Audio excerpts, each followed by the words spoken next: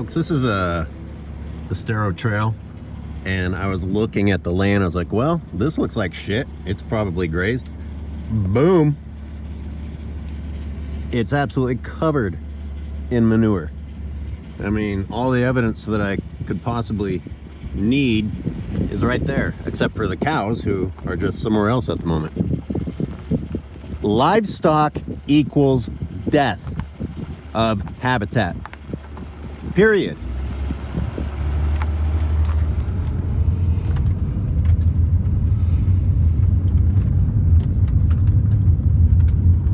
I think it's hilarious that livestock grazing is supposed to be an attractant to bikers and hikers. You wouldn't rather hike through native plants than never-ending cow manure and thistles?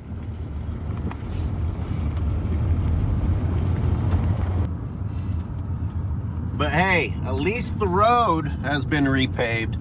That's where our park service puts their money. Not in plant restoration, not in habitat protection, but let's keep the roads convenient.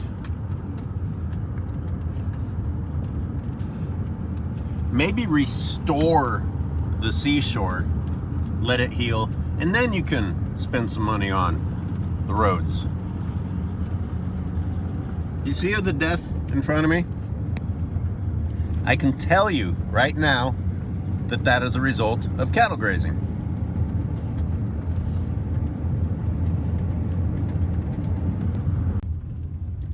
And there's my proof. Barbed wire fencing. Telling the public they can't go in, but the cows can. All right, so this is the Estero Trail parking lot, and now we're looking back the other direction where I just drove through. And you see the corral there, indicating livestock activity, and you see what was once native habitat has been reduced to the sand dunes of Tatooine. It's not actually sand completely yet, but you know what I mean. It looks like hell. And when it looks like hell, look for livestock grazing. Okay, so we're starting a hiking trail in Point Reyes National Seashore. And we have barbed wire, and we have invasive thistle, and we have huge piles of cow poop under our feet. All right, let's enjoy our hike. Got a nice sampling of poison hemlock here. Another bonus for our hike. That's the hilltop that I said, if it looks like shit, there's cattle grazing. Well, this is covered in manure. And when I say covered in manure, I mean covered in manure.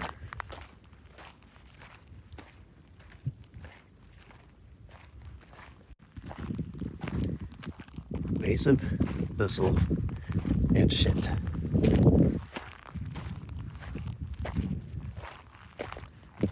That's pretty much the summary of this land right now.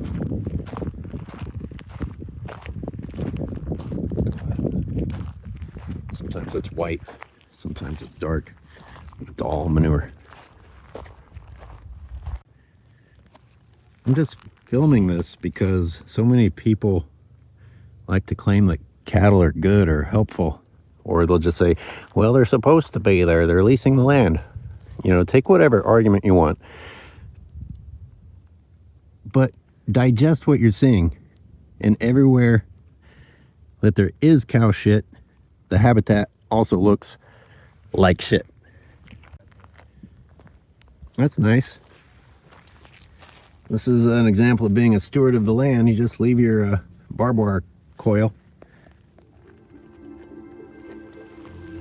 I don't know what'll get entangled in it. Not me, but sure is a opportunity for a bird, a badger, an elk, even a cow.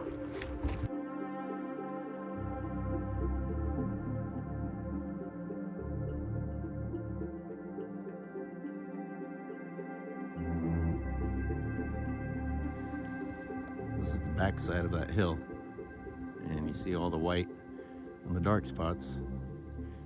Just a reminder, that's all manure.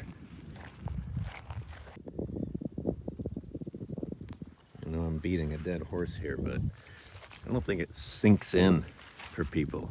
So you literally have to have it shoved in your face that, oh yeah, there really never is no poop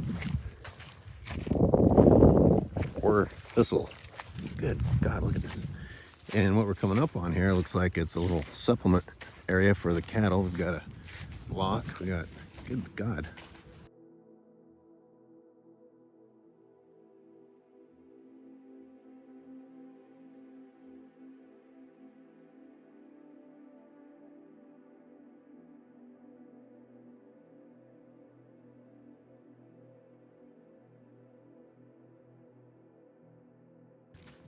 It's a supplement. It says on the side something about 25%. All right, so it's okay to provide supplements to commodity animals, but not wildlife inside of a national seashore. Well, captive too. And captive. I mean, these cattle have more range than those poor captive Thule elk. Or they're provided adequate water. Speaking of water, let's take a look at what these cattle over here have access to. A little windier on this side, so let me get louder, but obviously with the greenery, you can see that there's some water, some moisture in there. Got two black cows, two beef cows, and some more up on the ridge there. And there's actually what I think is a Thule elk down there. I almost hate to show that because sadly, that'll be interpreted as, oh, we gotta kill the Thule elk because it might drink some water that we want the cattle to have. How sad is that? That's the attitude inside of a national seashore with a rare species of endemic animal.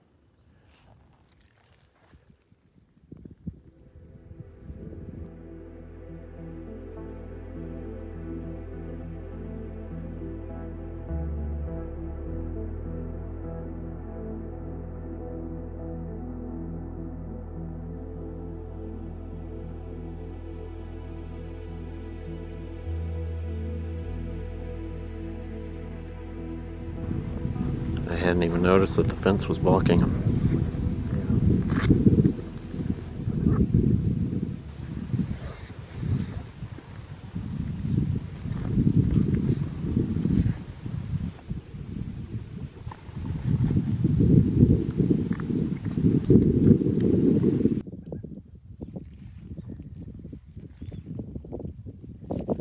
Just showing evidence of maybe why thistle is so effective in spreading. Look at all those seeds. And what's the relationship between these and cattle? It's hard to explain, but it is associated with livestock and pasture land. Wouldn't it be nice if our Park Service had studies ready to go explaining that, rather than an amateur ecologist having to try and explain it? But of course, why would the Park Service put any effort into condemning the people that they support? Sometimes in an effort to provide as thorough of an answer as possible, I overcomplicate things because this one just comes down to common sense. You need to understand the nature of plants that are listed as invasive. There's a reason that they're called invasive. They take advantage of opportunities. Invasive plants actually like disturbance. Well, pasture is definitely disturbed. Most of these are annuals, meaning they don't have to think about long-term survival. They get their entire life cycle over in less than a year's time and produce a lot of seeds. Combine this with the fact that the livestock don't want to eat them. As this points out, they are spiny, but oftentimes they are very toxic. Then you don't have anything acting upon them. The only thing that would remove them would be humans in this case. So that's going to help them dominate over native plants that the cattle do like to eat. When you read that these outcompete native plants, you need to consider that the native plants did not evolve to deal with these plants. It was a new problem suddenly thrust upon them as suddenly as Europeans arrived in California. Along with these non-native plants came the non-native commodity animals. You put them together and it was like a blitzkrieg, wiping out native habitat. Why do I say blitzkrieg? Because it wasn't just the cattle and it wasn't just the seeds, it was also the ranchers and farmers themselves coming through with machines wiping out the native plants. So you wipe out the locals. The new residents don't want to eat the bad plants, but they do want to eat any of the locals that try to come back. Well, good luck with native plants fighting back when the locals, the new locals, the cattle, don't have any interest in getting rid of the problem plants. The ranchers and the Park Service are too busy telling the world that they are providing habitat to actually acknowledge, okay, yeah, this is a problem, and we're willing to do our part to solve the problem. No, that would be self-incrimination. If I pan to behind me, this entire ridge is thistle. Is that bull thistle? It's dry.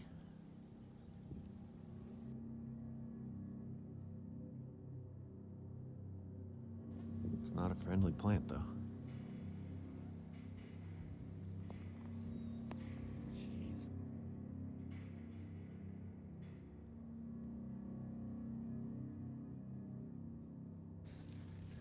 That's all. Invasive annual grasses laying down and the seeds of these thistles on top of it.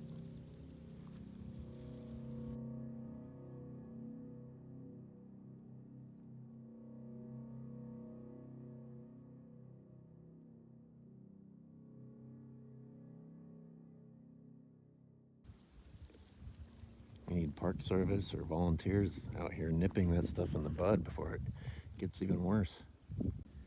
I learned a tiny bit about the effects of habitat fragmentation last semester, and that's definitely on my mind when I look at this fence that's cutting right through here, right through this little marshy area, and continues out of sight. Looks like it just gets buried in vegetation, and I gotta ask what the purpose of it is. Is it separating property lines? Is it put in to try and keep elk out? I mean, who knows? You have to go and research this area. Or is it just old and forgotten?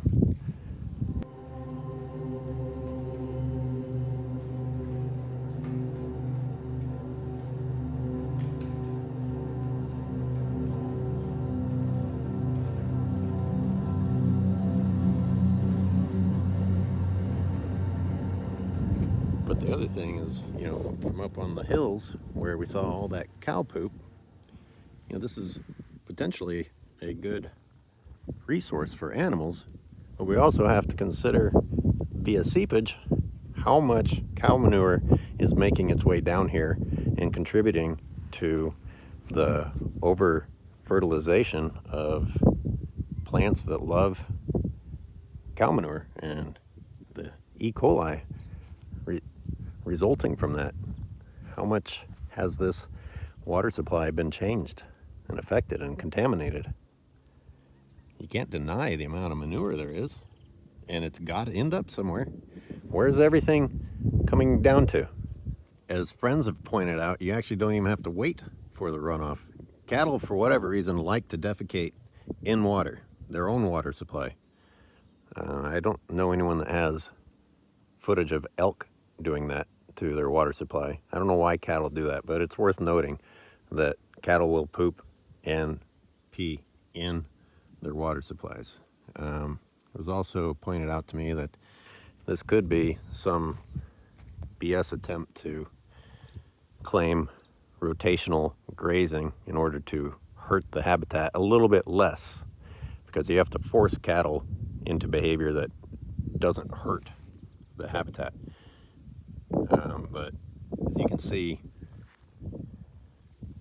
cattle being present is bad, period. You're just measuring different levels of bad.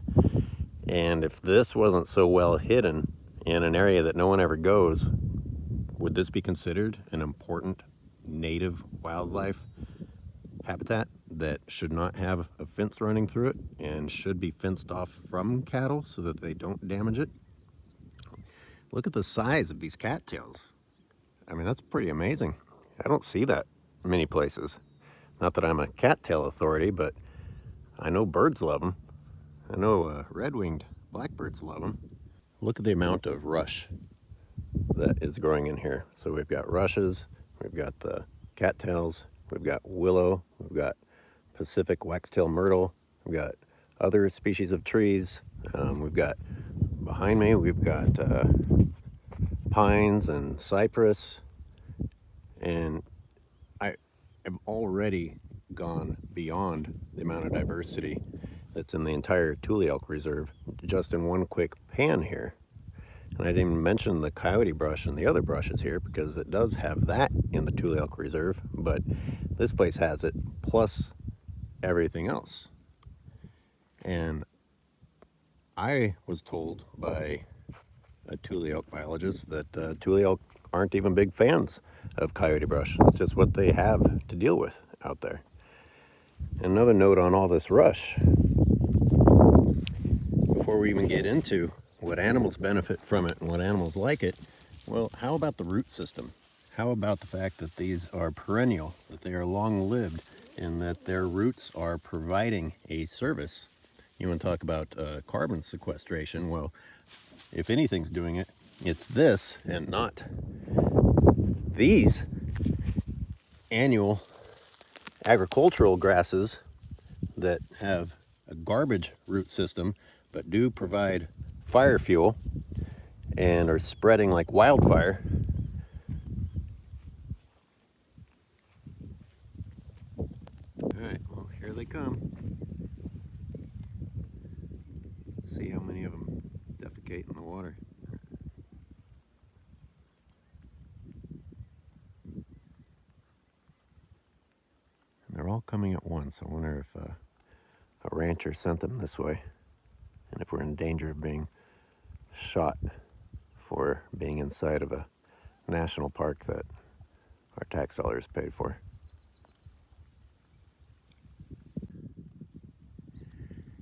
Cattle drinking their fill inside of a national seashore while Tule elk die. Close call in terms of numbers, but I see as many cattle, if not more, in this one spot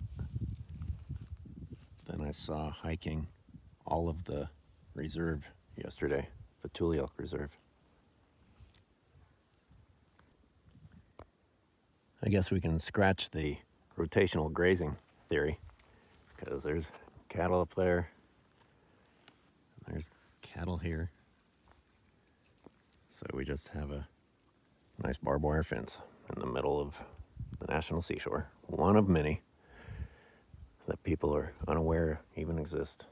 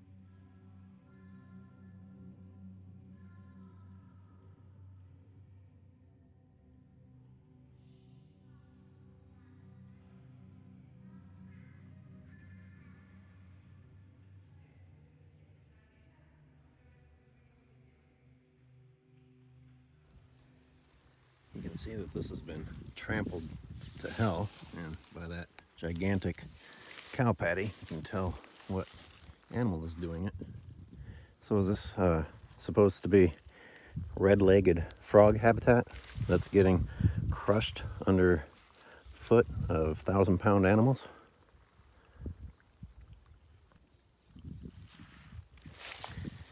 You know what would be even more funny is if this fence was supposed to separate designated wilderness from ranching areas, because you've got cattle on both sides and you've got a lot of cow manure on both sides. So my question about the fencing has got another element, because I guess right here they decided not to even bother.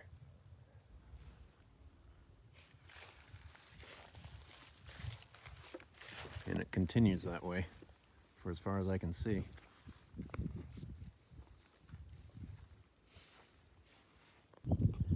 Alright, so I was just going to complain about these posts accomplishing nothing, but it gets worse. If you look at the stuff that's hanging at the bottom, that means that there's still some barbed wire remaining that will snag, snare, trip anything not expecting to encounter something so natural as barbed wire. Why is this still here? This is the National Seashore. So it's this never-ending fence line. How messed up is it? I can't even see the trap part of the way. It just keeps going. And what about where I can't even find the fencing? You know, no one removed it. Obviously, their system is not about responsibly removing wire, so it just ended up somewhere out in the rest of the reserve. Look at this.